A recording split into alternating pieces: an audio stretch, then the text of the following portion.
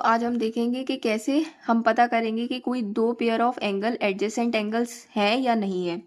तो इसके लिए सबसे पहले मैंने एक फिगर ले लिया है जिसमें मेरे पास ओ ए और ओ सी रे है जिसके बीच में ये एंगल बन रहा है, और सिमिलरली मेरे पास ओ सी और ओ बी रे है जिसके बीच में यहाँ पर ये एंगल बन रहा है।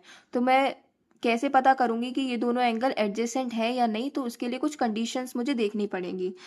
To angles are called adjacent if, दो एंगल्स एडजेसेंट तब होंगे तब ये तीन कुछ प्रॉपर्टी सेटिस्फाई करे। पहली है कि they have a same vertex, मतलब उनमें सेम वर्टेक्स होना चाहिए। They have a common arm और other arms of these angles are on the opposite sides of the common arm. तो इसको हम इस फिगर से समझ लेते हैं।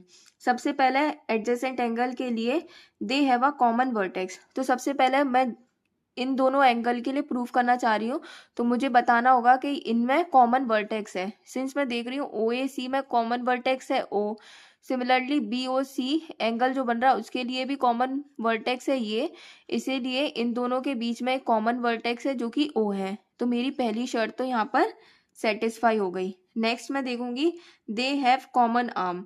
कॉमन आर्म मतलब क्या होता है, जब भी कोई दो आर्म्स बनती हैं, जब भी कोई दो रे लेते हैं तो दो रे के वजह से जो एंगल यहाँ पर फॉर्म होता है उसको बोलते हैं हम एंगल।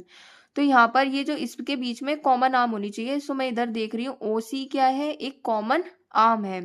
सो मेरी वाली कंडीशन भी सेटिस्फाई हो रही है। तीसरी, other arms of these angle. So other arm क्या होगी, ये तो हमारी हो गई कॉमन आर्म। सो ये ओ ए और ओ बी मेरे लिए अदर आर्म्स हो गई। सो ये जो अदर आर्म्स हैं ये कहाँ होनी चाहिए, are on the opposite side of the common arm. ये कॉमन आर्म है ओ सी, इसके अपोजिट साइड में होनी चाहिए।